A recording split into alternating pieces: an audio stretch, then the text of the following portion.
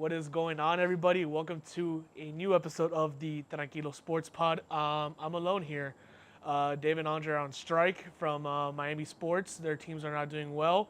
The only glimmering hope on this podcast is I'm still a fan, and that's pretty much all we got going for us. So, it's just me and my imaginary guest for now. This is our first Monday night special as the Dolphins look to find some life against the Titans at The Rock on primetime television.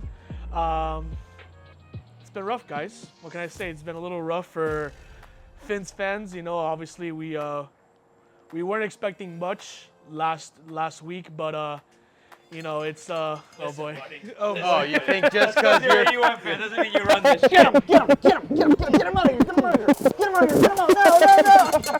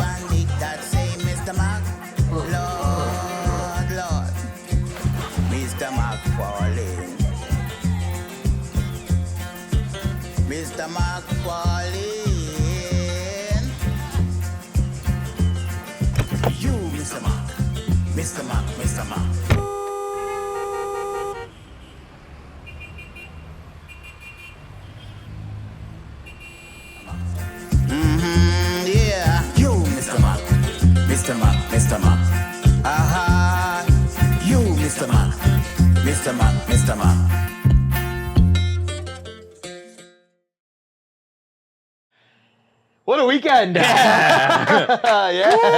FSU got its first dub. Yeah, That's something. We could celebrate that, I mean, shout out to Fern Mendoza. Hell of a game. That was a fight to the end. Cal, I think that was their first ACC game. So they felt hard against the FSU team that's not really good, but I mean, he played pretty well, I think, and DJ got at least one good play in that game that ended up being the winning touchdown in that. But we won't even talk about FSU at this point. Let's talk about the absolute crap show that happened with FIU football this weekend. Well, We were there. We were there. I mean, it was. I would categorize it as the worst loss in program history. Wow. Because of two things. One, it's not the first FCS program we've actually lost to. We lost to Jacksonville State a couple years ago, who's now actually a good team in the FBS. I was going to say, they're actually good, though. But we were at a very different place when we lost to them. This year, we were 1-2, right? It's not like we were anything crazy, but we looked pretty decent against Indiana. Sure. Yeah. We blow the doors off of Central Michigan. When we were dogs. We should have honestly beaten FAU. Like, that was FAU ended up beating us. It could have gone, a few things go our way. Like we beat ourselves in that game. Yeah, we beat ourselves, but not everything had shown to me that this team had improved, and this team looked poised to, be competitive and compete in the Conference USA and get a lot more wins than, even Vegas thought. And so you come into this game against Monmouth, a team I have never even heard of. No one knew where they were from. They have never beaten an FBS program. But they had never beat a D1 program. Ever. Wow. And they come in to the frickin' Pitbull Weren't Stadium. we like 13-point favorites? We were 13.5-point favorites. At some point, we were 14 at 12. Doesn't matter. And we start off the game with a pick six, and then we go on. Oh, yeah. We score. We're up 2 tutties to start. We're looking like we're going to blow these guys out. And then they've got a little guy called Tom Brady Jr., and he carved up our defense. And that offense ended up just killing. Our defense was our highlight for all year. I've been clamoring of how our defense is so much improved. Mm-hmm. And then you have these guys walk in here and put up over 500 yards on us. They look like they were reaching the number. Oh, I don't even know if they got there. They were like peaking at the number of what the Tim Tebow Gators did to us in 2008. Like this was like what? Then you flip it to the offense. The offense was scoring at will for the most part. Right. They were kind of dominating. And then 2 costly turnovers at the end of this game. One, we're tie ball game. Probably about 6 minutes left in the game, I think. Yeah, probably around there. Min fumbles, trying to get extra yards. He should, whatever. We were going to punt anyway. On 3rd and 18. Yeah, we were going to punt anyway. On a little dump off and he tried laying it, and he ends up fumbling. Mistake number 1. Defense actually, for the first time all game, holds them. Right. And then the kicker, who they didn't even bring out once, ends up drilling like a 50-yarder. It was like a 45-yarder. Yeah, it was like, okay. And then we get the ball back, and we are driving with ease. Like, we are, all right, okay. This was a cute thing. Like, these guys are overlooking Monmouth. We're going to score right here. And then on the 1-yard line, when he was Eric Rivers, who had a great game, and he's had a past couple, him and Dean Patterson are getting more comfortable with the system. They were looking great. Yeah. And he tries to be a little bit too much of a hero and loses the ball on the 1-yard line, trying to get into the end zone. Yep. And we lose the game on the 1-yard line. And it was one of the more demoralizing losses that I've ever witnessed. I was more just lost for words. I couldn't even believe what I had witnessed. But that happened. Stunned. And that was like the best way to put it. I sat there and I'm like, I can't believe that just happened. Yeah, and then to add insult to injury, and I know we had Mac on the pod, and I don't want to make this episode just trashing Mac or whatever, but his first comment in the press conference was, "Hey, that was a fun game, wasn't it? Like a back and forth." I'm like, dude, you just lost to an FCS team. Right. That is fireable. If we were any other program, you are fired, dude. Yeah. Like, that's a loss that cannot happen.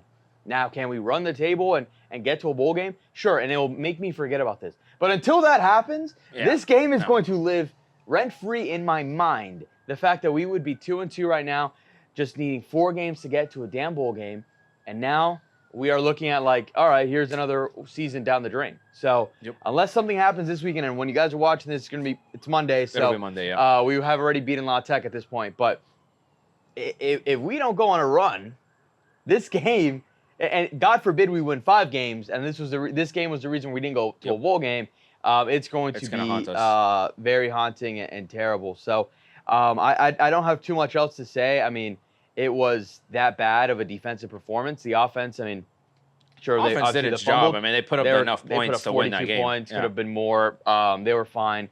Though we still couldn't really run the ball too well, but Keon was cooking, and the receivers look good, and whatever. But it's Monmouth, and we lost, and so none of that even matters, and it sucks. And unless we go on a magical run here to get 5 more wins, it's a very disappointing already season for a first 3 games that I was so excited, even at a 1-2, that now I'm a complete.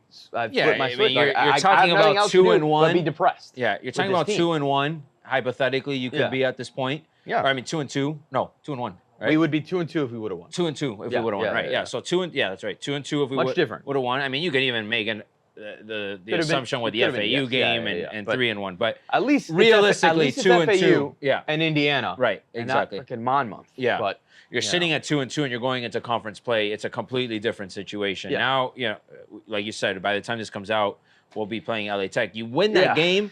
Different story. It will. Hopefully. It will alleviate some of what happened this past weekend. But that game, like you said, that game is going to haunt you all year long. I know. Because it's the difference between that one extra win, whether that's the difference of having 6 wins or 7 wins. Yeah.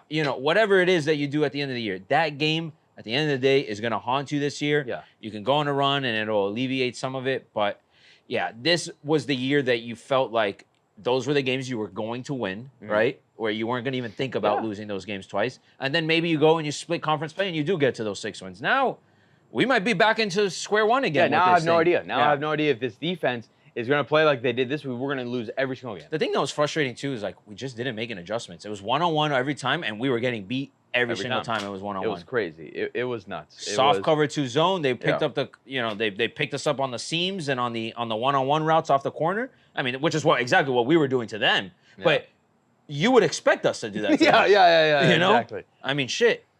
Matt, call whoever that quarterback was from Armin, then bring him to FIU. Bring him to the Fins. I want the Fins to drop this guy. Yeah.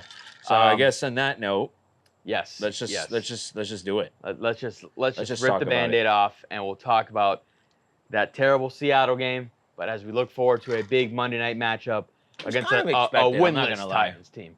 Yes and no. Because it was expected. It wasn't expected to put up 3 points. It was probably expected. You know, I thought we could win this game. Honestly, with any other quarterback, I think we'd win that game. Yes. That's the issue. And what wasn't expected was that, honestly, how bad Skyler looked. Skyler, you know, he played awesome in that playoff game against the Bills. And, like, you know, I thought that, you know, he's okay. He can be serviceable.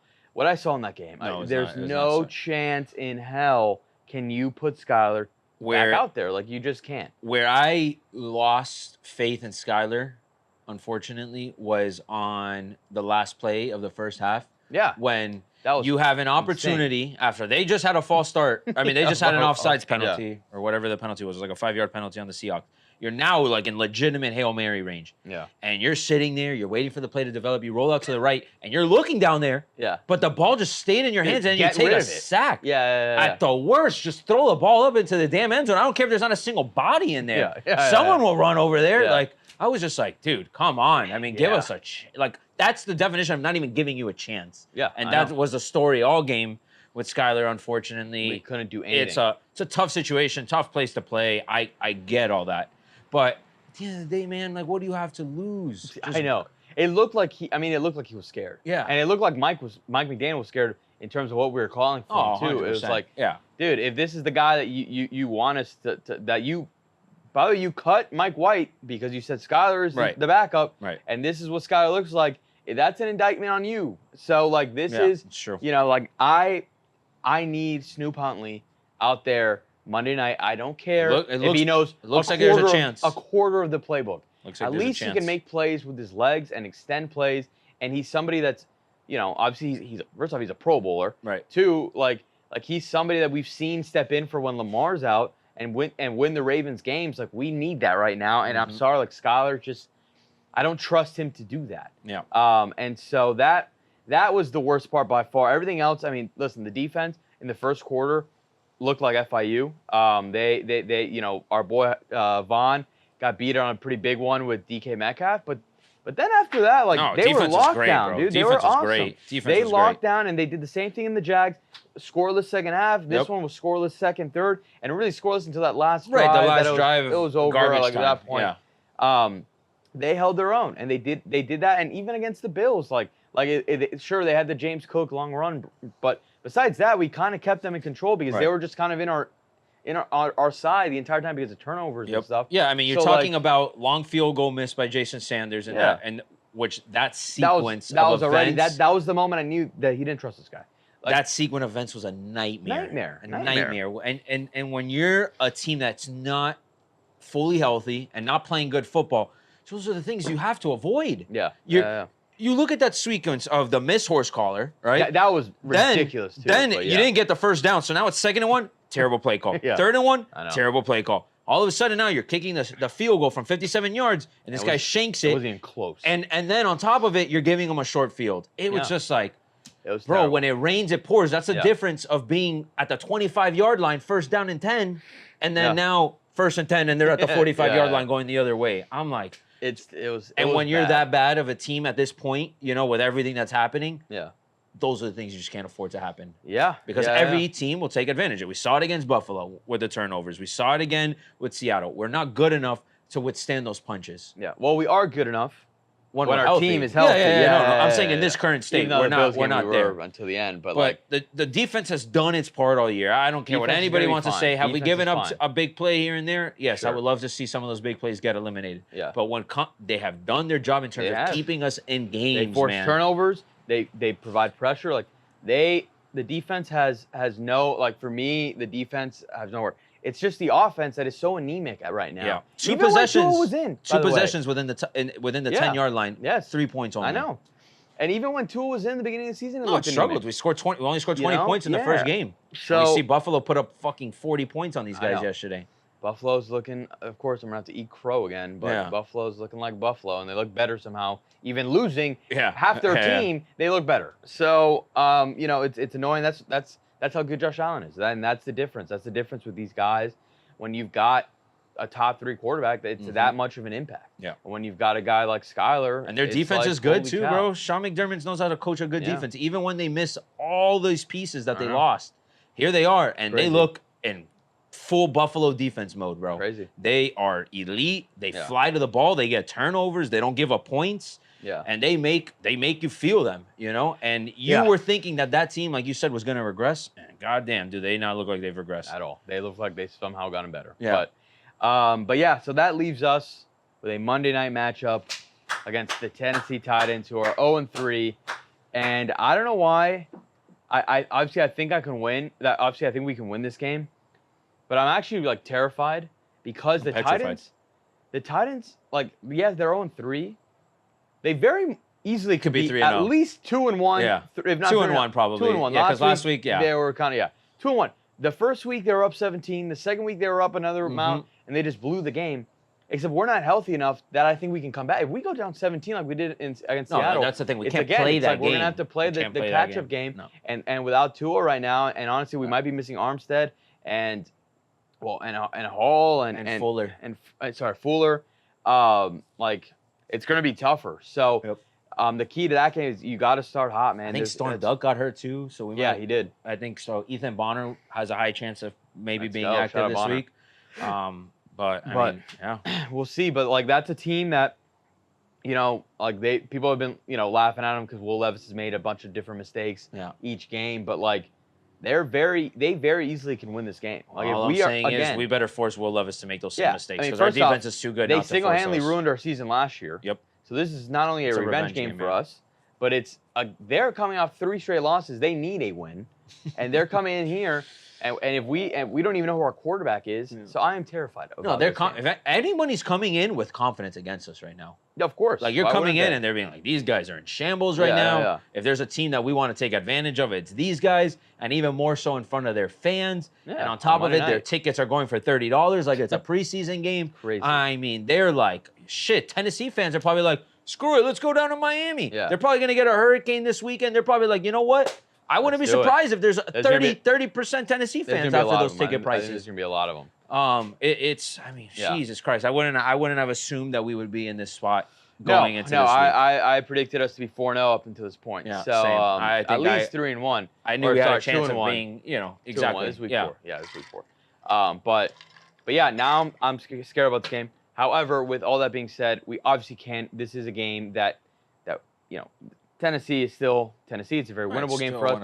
As long as we get that quarterback play. We don't need if Snoop Huntley comes in, we don't need him to be God, but we need him to be 50 times better than Skylar Thompson, and he can be 50 times worse than Tua. Yeah. But even then, I think we can get the job done if we limit the turnovers, because I think the defense will do its job, hopefully, and hopefully they start off fast. Because yes, they've been doing their job, but they start off slow and then they lock in. Yeah. We can't really have that in this game. We can't. So we need them to lock in early, and then we need the offense to actually help them, because the offense can't be giving them the ball where it's a short field every time, or it's a 3 and out, and defense is just going to get gassed at one point. So, I'm very worried, but it's, you look at the schedule, and our team is that good that I refuse to believe that we can't win this game. Right. And that we should win this game. I don't care. They opened we opened as dogs. I think now we're 1-point favorites, kind of flipped, but this is the stretch. We've got 3 more games without Tua.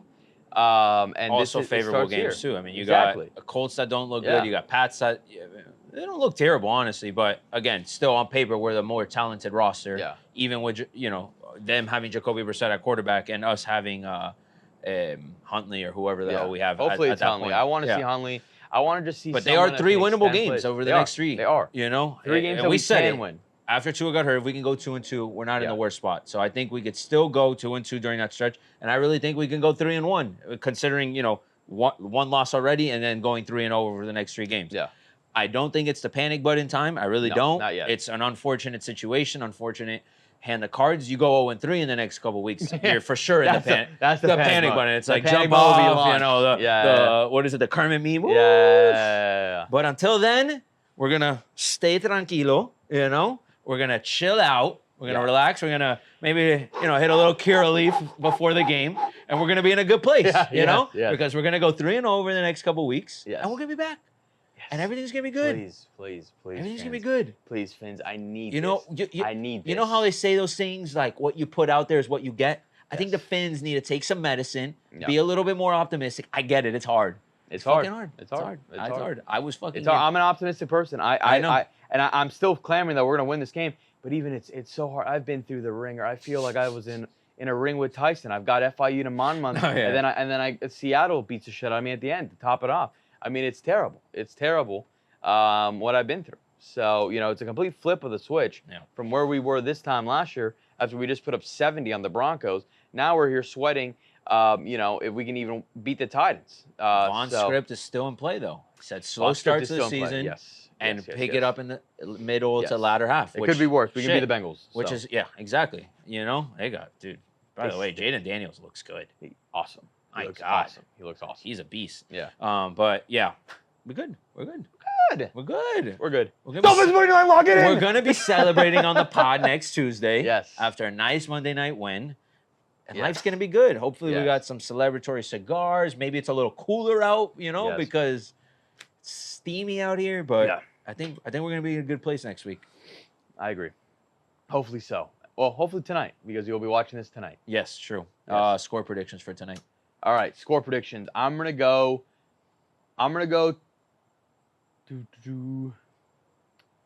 24-17 Dolphins. Wow. I don't know if we could score 24, but I like that. Yeah.